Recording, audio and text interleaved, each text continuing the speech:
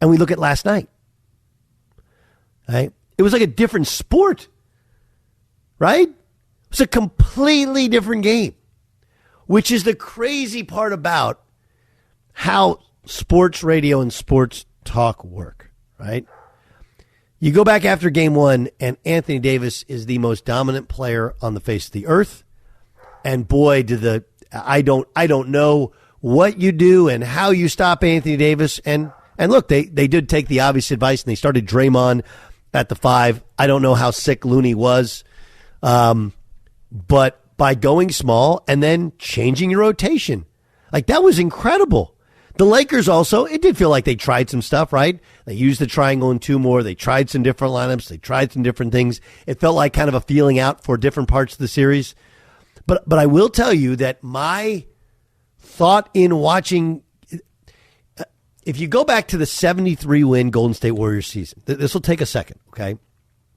This is a real thing. When the Warriors won 73 games, the difference in that year and the previous year when they won the championship, if you remember, was how many fourth quarters Steph Curry played in, as opposed to the previous year, they would rest him. If they have a lead, they have the game in hand, they just sit him, they'd rest him, and they lost some of those games. There was a bunch of fourth quarters he didn't actually even play because they were doing their own form of load management, get him ready and even with that, when they got to the finals, let's be honest, they were very fortunate that a game one went overtime. Kyrie Irving hurt his knee and didn't play the rest of the series. This is what happened. The next year when they won 73 games, they went for it. They went for all of those wins. They went for the record. And they didn't necessarily lose to the Cavs in Game 7 solely because Steph was out of gas. Okay? They also, remember, in addition to Draymond getting suspended, Andrew Bogut got hurt in Game 5, I believe. Didn't play in 6 and 7. Like, they were a different team. But the fact is that in the playoffs, especially in the finals, it looked like Steph was a little bit more worn down. They go out and get Kevin Durant. Steph's able to be fresher, et cetera, et cetera, et cetera. All right, you use that as a snapshot. The Lakers, and they went for it in Game 1. Right? They played LeBron a ton. They played AD a ton. And Anthony Davis looked absolutely gassed last night. And LeBron shot the eyes out of the basketball, especially in the first half, but he ain't moving defensively. Like, not at all.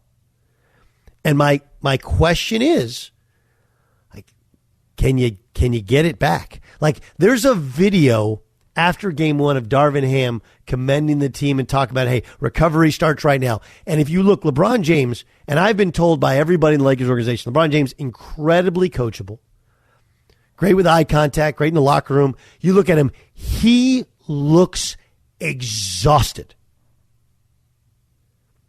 Now, the layman who doesn't know anything about anything goes, oh, you're just making excuses because they got their asses beat by the Warriors. Like, okay, these are explanations. And the question becomes, can you get it back? Like, LeBron only played 28 minutes. Like, once it got to be 30, like, that's a wrap. Get off the court. Get off the bench. Go get in the... Even then, like, you fly home today. You flew home last night. Today's day rehab. And you're back at it tomorrow against a team that we're going. We're moving.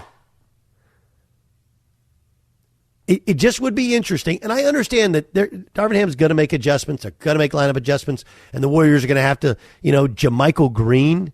Jermichael Green hits 3 gigantic threes. Right?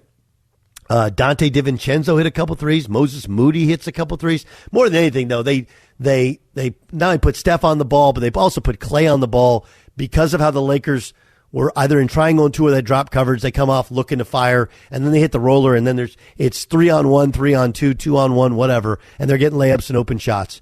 And, I mean, like, Draymond's not even a good finisher, and they still kind of dominated in that. But my big question is, does the win in Game 1 beat the Lakers in this series? Because they got nothing to take. And, like, maybe your point would be, like, it doesn't really matter. They were going to run out of gas anyway. But that was my thought watching Game 1. It was affirmed in Game 2.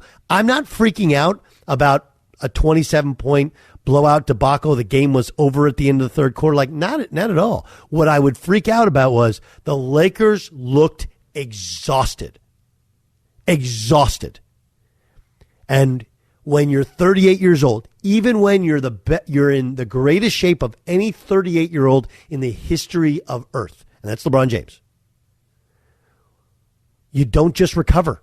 You don't just have a day off and then you have a day off and you're back, and they're still playing at the same pace. Yes, John Ramos. Well, so that was the question I had. So it's a young man's game then, basketball? Is that what it is? Like, no, I mean, this is. I mean, isn't that what these guys train for? To be. Yes, but look, these aren't. You could take it as an excuse and explanation. LeBron James is in the best shape of anybody at 38 years old, and he played 44 minutes the other night or 40 minutes the other night, right? And you know, how they played against, I know that it was a blowout against the Grizzlies, but the Grizzlies kind of like poking the bear and triggering him. Like, he played harder than he had been playing in many parts of the regular season. But I think part of it is the NBA has changed in terms of pace, volume of possessions, but also how the ball moves. It moves a whole lot more than it used to be. You know, even you go back when LeBron won a championship with the Lakers, you could play a lot more ISO ball, back guys down, play at your own pace. You struggle to control the pace of the Warriors because they're out there moving it and spreading it and shooting, and they don't care. That's how they play every day. Also, the breakdown of this series where you only have one day off in between. So they just keep coming at you like an avalanche. Do you think them having a really horrible road record plays into the next two games in Los Angeles? Yes and no. Yes and no. Again, all I can tell you is nothing that has happened in the regular season is a parallel than what's happened in the postseason. And so it's pretty hard for me. Like, the Warriors are the worst road team in the playoffs, right? One of the worst road teams in the NBA. And yet, in one of the most difficult environments in the NBA, they just won 2 road games, Game 5 and Game 7. Nothing in the regular season is a parallel to the postseason. Got it. So I can't take. Do I think they're a bad road team? Like, yeah, but do I think that means they're going to lose both games in LA?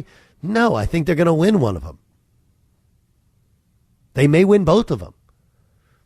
If they win 3, they're going to win 4. Like, I don't know how. The energy that LeBron is going to have to expend in order for them to win one of these next 2 games.